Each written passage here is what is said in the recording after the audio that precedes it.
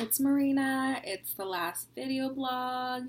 I'm super excited about this, and I'm just gonna go ahead and get started and get this finished with, okay? So, my family consists of my mom, my brother, and my dog. Growing up, I had a dad, but it wasn't until about 9 years ago when he lost his battle with cancer.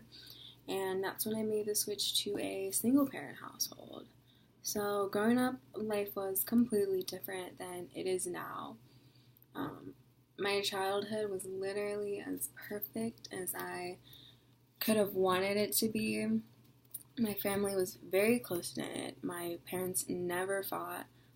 I never got in trouble, and there's really nothing I could complain about. I almost feel like life is too good to be true, that something bad was just meaning to happen. But I'm thankful I got to experience life with a two-parent household. Life now, however, is completely different than my childhood. Literally completely different. There's less rules, less enforcement. I have a lot more freedom to do the things that I want to do. My mom was never the enforcer, so it's super weird. Super weird. But because we lost the enforcer in my family, I somehow have taken over that role. I have a hard time seeing my brother just, misbehave and not do well in school, because, I know that has not been allowed in my house, when I was his age and if my dad was around, so I'm the dad of the house now. And my mom and I joke around, and we always say we co-parent my brother, because it's literally what it feels like. She's the nice softie who lets him get away with anything, and I'm the one who makes him do the things that he needs to do. Alright, so next topic, primary socialization. So this is basically how the families have raised their little children to behave in a social manner. I got a little example. So when I'm on a restaurant and something happens to go wrong with my meal, let's say the waiter brings me curly fries and I asked for steak fries, I'm not gonna get angry.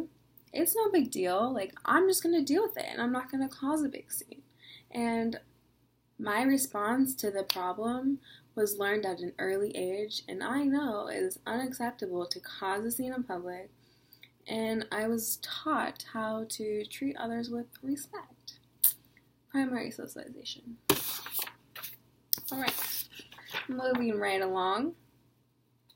I'm going to take us back to the 1950s, where things were just a little different than they are now. So, divorce was not common. Families ate dinner together. The wife traditionally cared for the children, and she cleaned the house and had dinner ready for the husband when he came home from work. And honestly, that doesn't sound bad at all. At all. So I asked my mom, what her family life was like, and she really had nothing to tell me. I feel like my family life now, for me, it was pretty similar to how my mom grew up. So I had to dig a little deeper and come to find out my great-grandma was living my ideal life. She didn't work a day in her life. She didn't even own a driver's license. So she just stayed home, cleaned the house, cared for the children, and went to church every Sunday. So yeah, that sounds awesome. She ended up doing really well for herself. She lived till 99 years old. She had all this land. She was able to give her children. I need a time machine, now, because I'm in the wrong generation. Alright, so last topic, pop culture. Pop culture has ran with the idea that family life now is quite different than what it used to be. And it's taken that difference and it's been able to create a lot of different shows representing just that. So I'm a big fan of the channel TLC. And I've came to realize that this network is all about different types of families and how they live their lives. So we got 19 kids and counting, where that family is on the more average side. They just got a lot of kids, but the mom stays home, cares for the kids, and the dad goes to work, I think. I'm pretty sure he does. So we got a little average family there. And then we have another show, Sister Wives, where Cody, who's the guy, is married to 4 different women. So in that family, they practice polygamy, which is a little different, And we also have Kate plus 8, which shows life in a single-parent household. So there's many different situations that occur now. And when it comes to family life, nothing seems to be out of the ordinary anymore.